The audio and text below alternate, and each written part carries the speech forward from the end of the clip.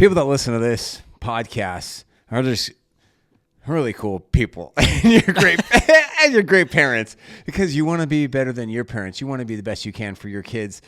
And it's like a journey, parenting journey, Jordan. It's like you never know what you're going to get. Surprises, twists, and turns. And 2025 is here. And today we're going to have some fun. Yes, we are. Yeah. And so Jordan and I were chatting about what could we do to wrap up the year. And the idea was good. It was how to be a great parent in 2025. And so Jordan has collected 5 things, and I collected 5, and we're going to share them with you, our own opinions on how we can be great parents in 2025 and beyond. And Jordan will go, then I will go, and we'll go back and forth. Are you ready for this? Let's wrap up the year. Are you ready to rumble? Roll. Yeah. I mean, 2024, man, is crazy. So much went on in 2024. And I think we're going to get to a point where, some of us are like reflecting, goal setting, looking ahead, planning for the year. Where am I going to go on vacation? Which days am I going to take off work? Am I going to do this? Who do I have to visit? Yeah. And so as we're thinking about that, we got to be thinking, okay, that's good big picture stuff, but let's look at the day-to-day process. How can we get better day-to-day? Day-to-day. And if you are listening to this, I just want to say thank you because Jordan and I, we hear from you. We read your reviews on Apple and on podcasts. Sometimes you call me through consult calls inquiring about working with me or someone on my team or in the membership. And we hear from you on Instagram. So thank you so much. Thank you for letting us be a positive voice in your life in 2024 and beyond. And thank you especially those that have reached out and done a little positive review on your podcast network. That really means a lot to us because we get to read it. Because I've said this before, doing a podcast is a little bit, for lack of a better word, lonely because it's just Jordan and I, sitting here in our homes from California and Georgia. So we love hearing from you. So please keep writing us. Jordan, let's just get into it. You got 5 takeaways in. I am excited to hear what Jordan's are. I don't know what they're going to be. So I know what mine are and I'm happy with mine. I'm proud of mine, but I'm really, really excited to hear yours, man. Tell us what is something we can do. First? Yes. Okay. So let me pull up my little list here because I was thinking about it. I'm like, okay, what are some of the important things as we, jump to the new calendar year of January 2025? Yeah. And the first one that came to mind was like, okay, it's okay to be different. I'm thinking about the, or the book, The Ugly Duckling, right? The odd person out. So my first one was like, go against the grain. Okay. And a lot of us want to be part of the group, right? Be part of the neighborhood, be part of whatever part of society you feel like you want to be a part of. But you have to also know that it's okay to go against the grain. And in my little list here, I have, it's okay to have your kids go to a different school. Mm-hmm. All the neighborhood kids might be going to this school, but maybe you're thinking, maybe that's not best for my kids, but am I going to be judged or what are they going to think if I had to pull them out? All right. Another thing I have on the list is like, it's okay to not get them a phone. I know they really want a phone. I know all the neighbors have phones, but it's okay to not get them a phone. Buddy. And if you have to cave, do the flip phone thing, or it's okay to postpone tech, all right? Because they're going to learn a lot about it through school anyway. So wise. It's okay to have traditional values, right? Yes. Do you want your kids to say yes, sir, no, ma'am? Do you want your kids to take an etiquette class because they're eating with their hands and not with a fork and a knife? Yeah. You know what I'm saying? Like, it's okay to do things that are a little different if you feel strongly about that. That's my first love it. goal. I just like the thing I hear you saying is like, know yourself and be bold. You have your values. You have these little creatures that you get to mold and shape and make a huge influence. So do it. Do your thing. Don't let others tear you down and think that your ideas are less than, right? You have that inkling for a reason. I love it, dude. Really, really well said. I love it. Okay, I got my first one. All right, what's yours? My first one, I feel like mine, like if you're a regular listener to this podcast, maybe it's just me. I feel like mine are like you're not going to be surprised by what I'm going to say because I feel like I've said some of them before, but I really love them. All right. So my first one is a little bit relating to what you just said. It's something I really believe in. Here's my first tip on how to be a great parent is parent the child you have, not the child you want. And I'm going to get a little negative right now. I'm going to try to be funny, but I'm also being kind of serious. All right. So as everyone knows, I love kids. I love parenting. I have a parenting podcast, okay? I love kids. I've been around your sons and daughters for 25 years. But I feel like kids are so annoying sometimes. Dude, me too. So annoying. I know. Dude, everybody knows that, they though, just right? have to say it. Like, seriously, like, not, and depending on your age, sometimes your kids are annoying every day. I'm like, why are you so annoying? Because I think what's happening is because parent the child you have, not the child you want. I don't want this kid to bother me right now. I don't want them to be saying this. I don't want them to be, I just want them to talk to the hand. Do what I want you to do. Right. Just do what I want you to do. It's not that hard. Right. Like, so like I'm like letting the emotion come out because this is, I think, realize how I counsel myself.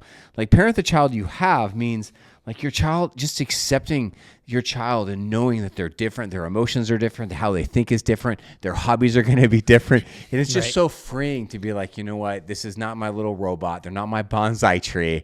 Right. I just need to enjoy this process because my child is only this age for a day and I want to soak it up. I love it. Now, here's the thing that is counterintuitive to that, right? Yeah.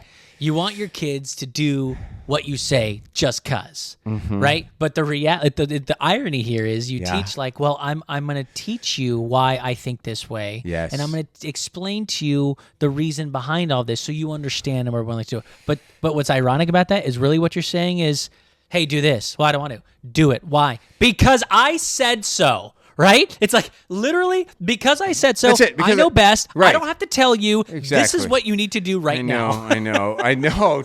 We all have to admit that is all a huge part. That voice is inside of all of us. Because I said so. And I don't have the time and energy to explain it. I just freaking do it. Just do it. Just do it. Here's some of the things that help me to thrive. Right now, both of my teenage daughters, they're wearing, it's cold now. Right. And they're wearing, in the morning, robes around the house. Really? Yeah.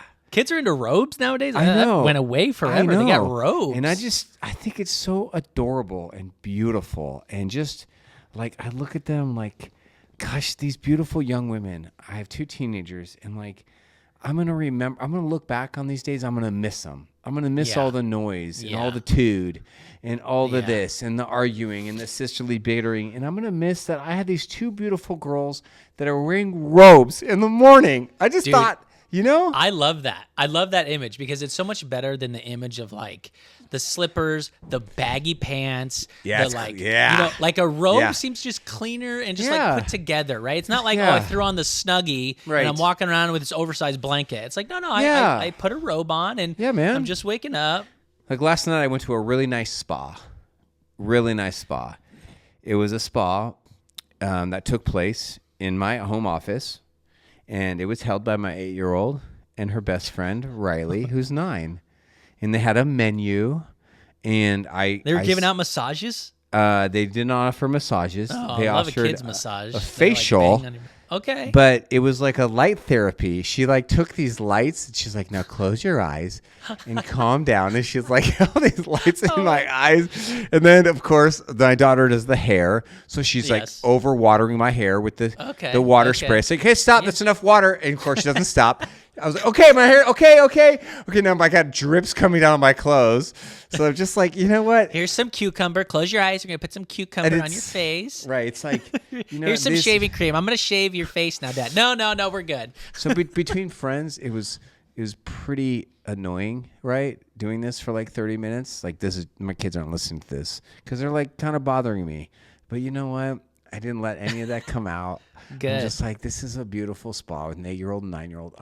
I wish I could freeze this moment forever, right? That's this is my last time. She's my youngest. This is my last time going to a spa, with an 8-year that is in my office with an 8-year-old, potentially 8.5, right? So parent the child you have and just go into their world. All right, what's your next one, dude? Okay, next one on my list is, I like this one. Okay.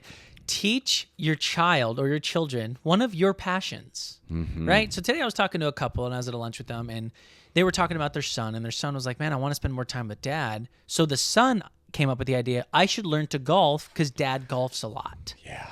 And that'll give me more time with dad. And I'm like, oh my gosh, A, that was brilliant by your son, because yes, he's going to get a lot of time now.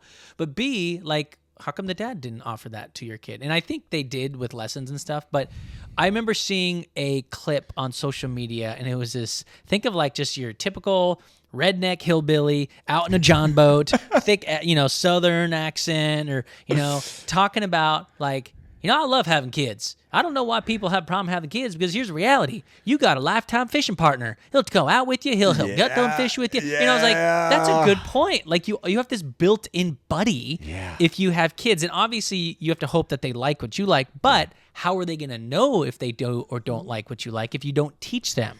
So if you're into real estate, if you're into pickleball, if you're into art, share that passion with your kids, because they might have that passion too. Such a great thing, man. Yes. It's like you have passions. Don't be boring. Share your passions. Live your passions. Be a type of parent where if somebody asks you, hey, what do you do for fun? Don't be that parent that says, not much. Yeah. Just whatever the kids are into. Don't be that parent, right, Jordan? Right. Have you ever heard that answer? Of course, right? Like, well, they're, and I want to make sure that when you're trying to share your passion with your kids, you're not forcing your passion on your kids, yeah, right? Well said. Yeah. Because they could be into soccer, and you were really a competitive soccer player, but they're not that good at it, and they don't care as much, and they'd rather go gung-ho on rugby or something. You know what I'm saying? So I think the idea is just find something that's somewhat common that you can spend time with. Well said. That's another why that saying is so helpful. Parent the child you have, not the child you want. Because there is like to be a really good parent, there has to be a little bit of a grieving process. Like you grieve that your child is not like exactly how you want them to be. They are not your little remote control. And just accepting that and just loving them through that and just thriving. Okay, number 2 for me is my deepest one. I love number 2. It goes like this. Do the inner work to be able to flip the switch. Okay. In which direction? Like, not you're to get angry, I'm assuming. Yeah, you're going to like this. Do the inner work to be able to flip the switch. We have a generation of parents right now who are unable to flip the switch. Here's what I mean. Your kids need you to show them 2 parts of your personality. They need you to be strong and to be a leader. They need you to set limits, set boundaries, to say no. Okay. To say, I'm the parent here. We're not doing this. I love you enough to say, no, it's not okay. Okay. So we're flipping the switch to be firm. But then be able to also flip the switch. To be soft. To be gentle, to be loving, to be a soft pillow that they can, lean into, to be the shoulder, to be their one person, the one person in the whole world that they can come to and look for support and be imperfect and to ask for advice and to say, I need help. That switch, don't you agree that many parents, they don't know how to flip that switch? They're just too afraid, or they don't know how to. Or it's like a natural reaction just to do the one switch. Just this is what I do. This is my. It's like something's hot. I move my hand away from it. Where you're training yourself to think about it before you react. Is what you're buddy. saying. Do the inner work you need to do to be able to be the lion and the lamb, to be able to be strong and gentle. You and I, we have this inside of us. It just needs to come out and be nurtured. Right. Got to practice, right? You almost need like a coach.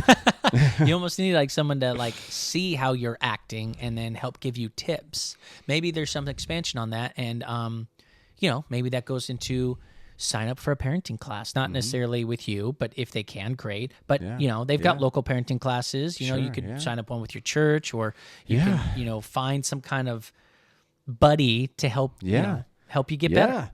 That's why I say do the inner work, because it's hard, man. It's hard. Very hard. It's very hard to do this. Hard. Like, some people don't have to work that hard. It just comes natural. It sure doesn't. Not for me. I had to work hard to be able to it takes years. Right? To be the dad that I want to be. And I'm still not there, but that's the journey. All right. What's your next one, dude? Okay, number 3. Here we go.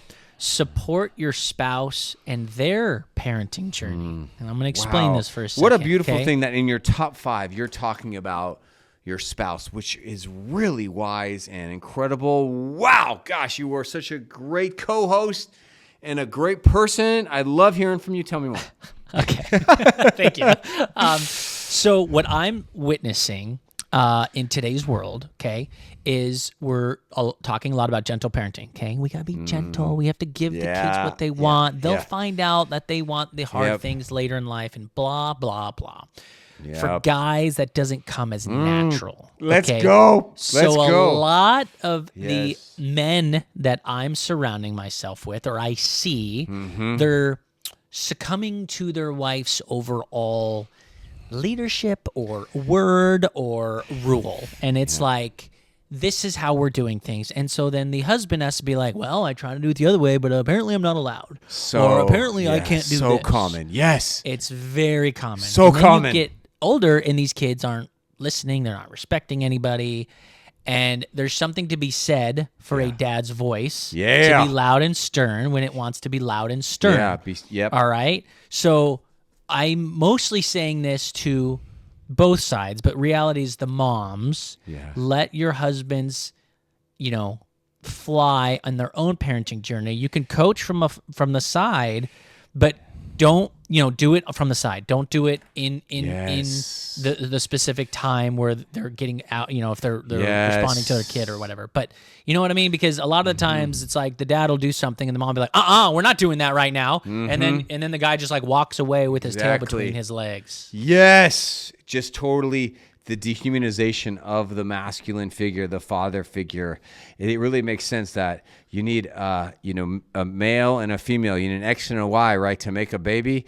So it really makes sense that you've got to let the mother be the mother and the dad be the dad. That's kind of what you're saying, right? Correct. Yes. That's exactly right. Yeah, like we went out to dinner just a few nights ago, and towards the end of dinner, my daughter said something that all 3 of my daughters has said to me when we go out to dinner.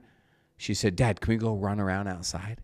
So I said, yeah. So we leave the family early because she had a friend, and her 7-year-old friend are just sprinting all around this outdoor mall. They're jumping, they're climbing trees. They're jumping on the horse statue. They're taking their hand and slapping the horse's butt and putting it right in the horse's butt. And they're just running around and we're sprinting. And I was like, this is what it means to be parented by a man right now, because as much as I love my wife and she's got amazing parenting skills, I learn a lot from her. Many wives or women would be like, don't do that. Don't jump. That's scary. Don't do that. But these 2 girls were just doing great and they were living it. And that's what our kids are needing. That's what you're talking about, man. That's a good story, man. We've all been there. That's hilarious. Yeah, here's another story. So I was at a fundraiser for this awesome ministry. It's called Least of These. They're raising money to go build these places in Cambodia for sex trafficking victims so they can be rescued and then take these women to these homes where they can be safe. Away from their captives and all their shady family members that sold them off. And so we're raising money for this great ministry and all these people going over there from America to do this. And so the head of my daughter's school approaches me. He was like, hey, we'd love to have you come out and speak at the school. And I was like, yeah, man, sure. I'd love to do it. My only requirements is I have to do it for free. And I only want to speak on what you want me to talk about. So will you have me? He's like, okay. He's like, that's a good deal. And he's like, so what do you think we should talk about, Sean? I said, I don't know. What do you want to talk about? He's like, I don't know. You got any ideas? I said, yeah, about 1,000. He's like, okay, well, give me a couple. So I said, well, I could talk about screens, how to thrive with streams. And he wasn't, you could tell by his body language, he wasn't having that. He wasn't interested. And then I said, okay, how about this one? There's this, gentle parenting's been around for like 15 years now. But while I love good parenting, the parenting movement and all that you see on social media has created a lot of problems in homes. Because you have a lot of parents now that are overly gentle, they're overly passive, they're overly people-pleasing. Essentially, I pretty much said exactly what you just said. And then you have a lot of men out there, they're like, I don't know how to do this. I don't know, I wasn't raised this way. So they end up not parenting at all, or they Right. become scared of parenting or scared of their wife. Right. Right. And it's like and then it's creating this confusion in the house. And then it actually creates more disobedient kids because now they're not getting, there's no structure, there's no discipline, there's no boundaries, there's no flipping of the switch. And you see this guy, his name is Justin. He's a tall 6'4" dude with a nice beard. His eyes lit up. He's They like, did? That's Yeah. what it is. That's what Okay. I need. That's what I need. That's what this school needs. Yeah. That's good. So that's what I'll Did be you do speaking that of. talk, or that's So- coming Oh up? no, that just happened a couple weekends Okay, ago. okay. So that's what if they're going to have me, that's what I'm going to be talking Oh, about that's exciting. in person. You'll yeah, have to tell us what the reaction is sure, to man. everyone. Thanks, All right. buddy. All right. What's yours? Okay. Your next one. This is your third one? Yeah. All your right. Third Third one. Limit screens. Limit screens. Okay, good. Limit Yeah. screens. How to be a Limit. great parent. 25. You've got to be a parent. We who talked about limits it a couple podcasts screens. ago. Schools are now literally putting screens in like locked zipper bags and checking them in for classrooms. Oh, better than that, dude. Oh. Better than that. We're going to have a huge celebration. We're going screen-free schools, which means those whole locking things are very expensive. Okay. And So they can't even bring them. they can't even bring them, man. Screen-free schools are happening in 2025 in California and in New York and many other states. It's a huge thing. Huge. That's great. Well, I mean, obviously with AI, it becomes a huge problem with cheating. It becomes a huge problem with, you used to pass a note back in the day. You would write a note. Do you like me? Yes, old no, school. maybe. Circle, yes, Old no, or maybe. school. And now with social media and texting, I mean, it can get pretty dangerous. So hopefully this will bring back Yeah. the idea of like talking in person. It's like, I can't Yeah. talk to her. Like, how do they Yes. ask kids to the dance these days? Do they text them? Like, They must. right? Or- Like, yeah. come on, no. Like, build a sign and stand out front of their yard and put a Yeah. boombox up in the air, like in Breakfast Club, and be like, Yes. "Yo, I want you to go to the dance Yes. with me." That's not Breakfast Club. That's say anything. But think about a plant. A little plant doesn't actually need much to grow. okay. They just, as long as you're in your zone, it just needs to be planted in the dirt. It needs a little water and some sunlight. That's it, right? It Yeah. grows. And it grows. That's how our kids are. They don't need much to grow. You put some food into them, some healthy love, some hugs, some kisses. But what we're seeing here, in my opinion, is these screens are hindering their growth, stunting it, delaying it. These are causing problems. This is not the fertilizer we want in our little plants. Limit the screens. Limit them strong at a young age and continue to limit them. And if you need any help, contact me or purchase my ebook or my course called How to Break Screen Addiction. All right, number 4. What are your number four? Go on dates. All right. Go on Dates. dates with your kids. Go on dates with your spouse, obviously. Yes. Get a sitter. But like with your kids, it's important, right? If you have 2 kids, pick one, go on a date, pick on another, and go on a date. Yeah. Pick both, go on a date. You know what I mean? Like It is. you could do the one-on-one. Yep. Do the family stuff, but do the one-on-ones. The one-on-ones are gonna, love help the build that one-on-ones. relationship. So, and then of course, date your spouse too if you can. Get a sitter and get away. Yeah, man. We just went to New York City, and you know what you're really talking about is you're talking about time, but date is like a better word than time. Date is like it's referring to something intentional, and special as a date. Yeah. So what you're talking about, how to be a great parent in 2025, is make time for your kids. Make time, Yeah. special time. I need to do better with mine. I've done that. It's been limited, but we need to do it more. One of my top 10 biggest pain points of parenting, I'm just being raw and real with you, is that my 19-year-old she's slippery, and she doesn't enjoy alone time with me or dates as much as I enjoy it with her. Yeah. Well, you're at that stage too where Yeah.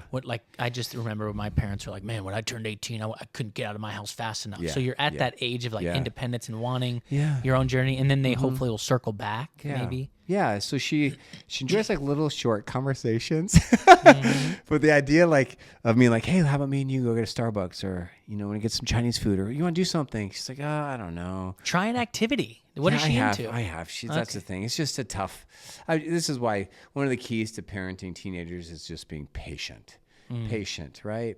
Yeah. Because it's like you will feel rejected a lot when you have teenagers, and that's okay. It's actually an important part of being a good parent of teenagers is being okay with feeling rejected. Because if you're feeling rejected, it means you're putting yourself out there, right? And that's what teenagers need. They need a parent who pursues them and wants to be with them more than they want to be with their parent. Because I sure hanging out with my parents when I was 16 or 19, that wasn't one of my top 10 things that I enjoyed doing, right? Hanging out with you, that was one of my favorite things. All right, so let's go. Fun. What's your number 5, my man? Oh, is it back to me? Okay, number 5.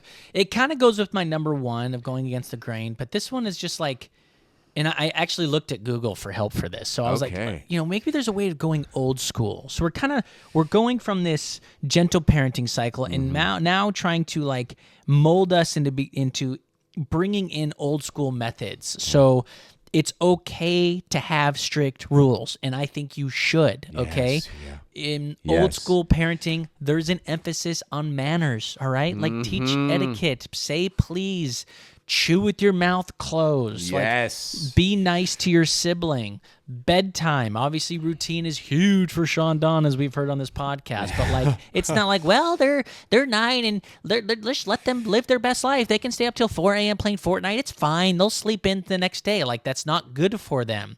So I could probably use some help in other examples, but it's like it's okay to go a little old school in this parenting style. Yeah, what I think there's like a little bit of a theme coming out of our show, because it's like we want to we have this modern podcast where we talk about modern psychology, positive parenting. We talk about being close and connected with our kids, and these are all good things. But we're also not throwing the baby out with the bathwater, and like saying, hey, like our kids need us to be that strong parent still, and set those boundaries. And I'm just hyping up what you just said. Like, do not throw everything away from your childhood or from the structure that your kids need. So when I was at this lunch earlier with this couple, they have another child with Down syndrome, and they were talking about how when they lived in Georgia, they had this kid in the school that was just very like, did you say please? Did you say thank you? Yes, sir. Yes, ma'am. Like they pushed their, kid to be better, right? Yeah. Then they went to New York, of all places, and there was more of a, well, we don't punish here, and the kid will do what the kid wants, and we will just wait till they do it, and we're not going to scold them if they don't. We're going to be like, well, we're going to sit here and wait till it's done, right? And it's this like this new method that just did not work, and the girl was digressing, like just becoming, talking back and like just like no, and just becoming a little snotty. Because there were no strict rules. Kids need strict rules, as you teach all the time. Right. You know what? Plants do too. Plants, like every tree, they need prune. Every tree wants to be a bush, and bushes want to be trees. So if you have a tree, you've got to trim it. The plants need guidance on how you want them to grow. This is the same. This is not new age parenting. Everything that we are speaking here is actually ancient. I love telling people that when I have an orientation for my VIP members, which I do once a week, I tell them, hey, you might think that what you're hearing is new. I just want to tell you, I don't do anything new. Nothing I do is new. Everything I do is actually ancient. It might be new to you, but that doesn't make it new. It was new to me once. But everything I was teaching, like, this is kind of funny. Like, if you didn't like the way your parents parented you when you were growing up in the 70s, 80s, or 90s, well, there were some good parenting books out there. It just means your parents didn't read them. Right. That's true. Right? That's your true. Your parents didn't read them. All right. So here's my, are we on my last one, number 5? Last one, bro. Top one. All right. This is actually, So I think that if somebody were asking me what's your number 1 parenting tip, I don't know what I would say. I might say parent the child you have, not the child you want. But I think I'd probably say this. I would say prioritize closeness with your child. There's a lot of beautiful things. Going back to time, A lot of beautiful things to teach them, guide them in. A lot of good things to mold them in. But you have kids to be close and to be connected, to mentor them. And the closer you are, the more impact you have. The closer you are, the more memories you make. So all the beautiful things that you want for yourself, your child, your family, take action to be close with your kids. These are great, man. These are all really good tips. I like them. Got to write them down. I got to be more mindful. I think that's the big thing. You just got to be mindful. Don't be reactive. Just like have this set in your mind. Maybe give yourself a little sticky note that you read yourself every day. Yeah. And it says little things like this, like, oh yeah, I haven't gone on a date with, my little kid Joe Bob in a while. Joe Bob. We need to go out Joe for Bob. we need to Joe go have Bob. a Slurpee. Yeah, here's a little story to help us wrap up some of the themes for today. Like many of us, we struggle with being close because we feel like, oh, if I'm firm, then I won't be close. No, it's not true. It's not true. It's not true. You can be firm and close. Here's a story that I think is kind of funny. Maybe you'll laugh, maybe you won't. But I hire teenagers to work in my yard often.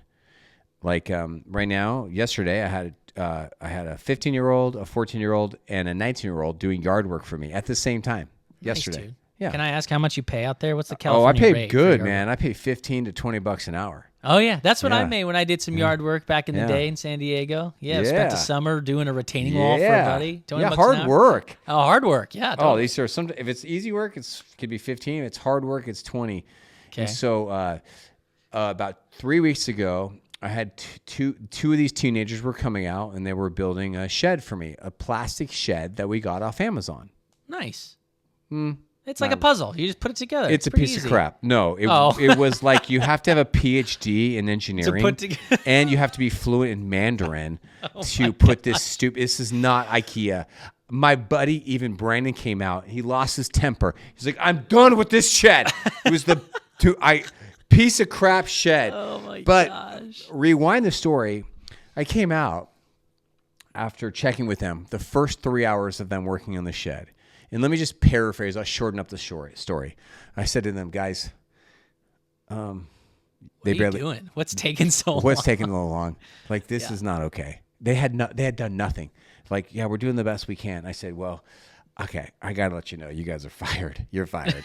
Like, this is unacceptable. You've done nothing in 3 hours. I just spent all this money on you guys. And I did it with a smile, though.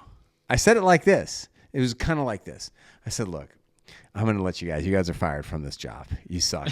You have don't take it personally. You have a lot of good skills. I barely trained you on how to build a shed. The shed looks like it's straight off the boat from China. It's got horrible directions. So I am going to let you go from this job because you suck at building sheds. But you're doing a lot of other good things, and I'm going to put you in a better position of success. I'll do a better job training you. You see what I did there? Is that a good example of being firm but kind? Yeah, I think so. Or am I You're just doing it weird? lighthearted. They're failing.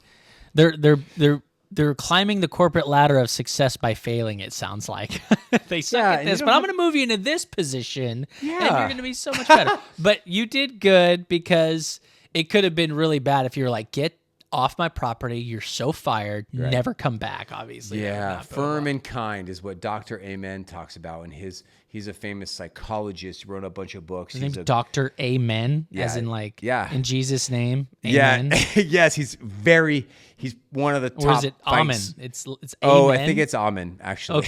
Okay. Which Okay. I think some people say Amen and some people say Amen. Yeah, some people say right? amen. Yeah. Cool. Fun that's fact, crazy. actually, people on his team actually refer families. The Amen Clinic refer families to us here at Parenting Modern Teens. So yes, being firm and kind is a good way of almost like recapping some of the themes for today. Flip the switch. So Jordan, give us a recap of your top 5. How to be a great parent in 2025. Jordan, tell us your top 5. Okay. All right. Pulling them back up. All right. Go against the grain, right? That's my first one. Go against the grain. You don't have to be like the norm. Number 2, teach your children, one of your passions, all right? Maybe they'll like it. Maybe they won't. But you know what? It'll give you time with them. Number 3, support your spouse in their own parenting journey, okay? We're all built uniquely, and we have, little Jiminy Cricket on our shoulder kind of telling us what we think we need to do. We definitely don't need the other parent saying, no, you're doing it wrong, right? Let's kind of go through this journey together and be supportive as the spouse. Number 4, go on dates. Go on dates with your kids. More time, go on dates with your spouse. And then number 5, go old school. Bring back some of the old school parenting tactics. Yes. What are yours? Yes. How to be a great parent in 2025. Parent the child you have, not the child you want. Number 2, do the inner work you need to do to be able to flip the switch. You want to be that strong, firm parent that your kids need. Say no. Be strong. Set boundaries. Don't let them bully you. Okay. Treat them to behave well, to treat you and others well, but also flip the switch. so you can be gentle and kind and loving and graceful and patient with your kids. Number 3 is limit the screens in your kid's life. You're the only one that can do it. Do not let screens ruin their kid's life. And number 4 is prioritize closeness. You had kids to be close and connected. Those are my 4. Got it. Love it. I think Did I you skipped have 5? one. I don't know. There's one more in there somewhere. Forget it. I'm done. Hey, love it, though. Happy New Year, everybody. We Happy love New Year. you so much. Thanks for letting us be in your life. Please leave us a comment on your Google reviews or on Spotify or on Apple Podcasts. Much love, everybody. See you in the new year.